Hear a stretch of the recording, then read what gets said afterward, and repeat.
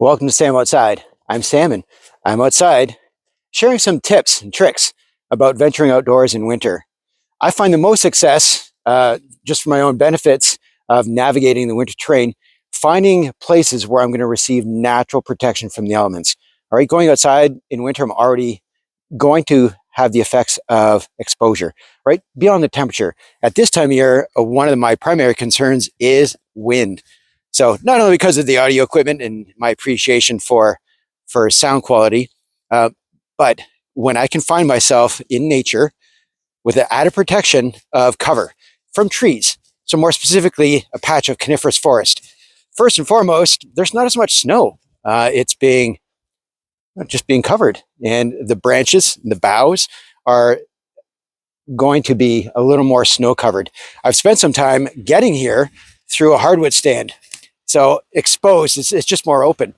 And so I'm getting a lot more of the effects of the wind, even though there's some of it here. But there's also just so much more cover. And there's actually a bit of a microclimate. So I'm not being subject to the same wind chill factors, which are going to just wick any of my heat away. So again, wearing the appropriate clothing, something that's a little more windproof, but also just my footing. I'm a little more sure. I can still hear the crunching of leaves, right? And when I was up in the hardwood stand, yeah, literally 4 times as much snow.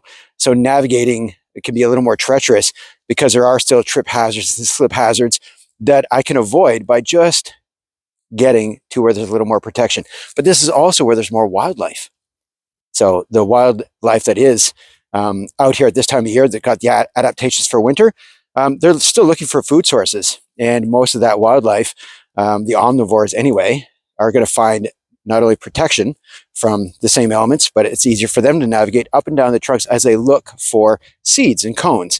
And where those herbivores are, where there's still more life with our producing coniferous trees, the birds, the squirrels, the night squirrels just as much as the red squirrels and the gray squirrels. There's also our overwintering birds. And so I still hear and get the sound exposure, not just of wind, but of the chickadees and the nuthatches and the woodpeckers. And they're not going to be as prevalent up in the hardwood stands. There's just less food for them. And it's been well scavenged through the early parts of the fall.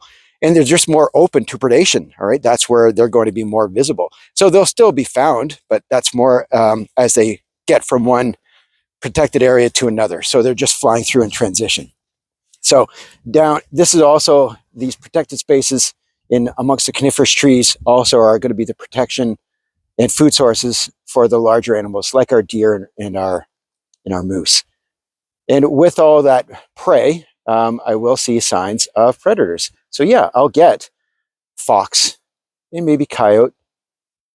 But if I can find access to coniferous trees, typically found more closely growing toward water, I will then have the availability of our aquatic life or our semi-aquatic life, signs of catching glimpses of beaver activity and otters and mink and those types of animals. So there's just a lot more life in our producers, in the green of the coniferous trees, and with that, the food sources and shelter and protection, not only from the elements, but from predators. So when I'm outside enjoying nature, if I'm going to be going for a walk or just to experience the healing benefits of being mindful and being present, but also access to phytoncides.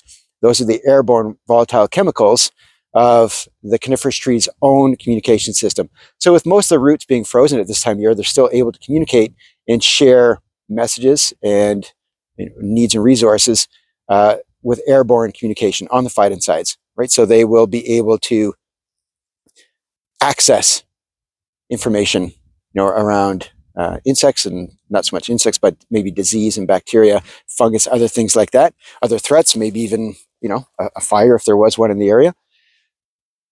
Those phytoncides do connect with our body's own immune system, right? And they're healing. They do connect specifically to our NK cells, our natural killer cells, which in our own bodies target change, non-beneficial change. So tumors, cancers, things like that. So exposure to phytoncides, exposure to microclimates in the form of little warmer temperatures, being protected from wind, but also just, the heat itself from the air and from the ground being less covered by this much snow and the effects of beginnings of winter. So when I'm outside enjoying nature, I want to protect myself and I want to experience where there is more life amongst coniferous trees in a stand of, well, in this case, mostly hemlocks, not so far from a source of water. I will need to navigate some deeper snow, some exposure to wind, and more hazards when I'm getting here, but that is the cost of finding some safety and a little bit of security and the benefits of finding more life and being more mindful. So if you're going to be outside, be safe, protect yourself, and find other living things, trees and wildlife. Thanks again for watching. I appreciate you. I'll talk to you again real soon. Okay, thanks.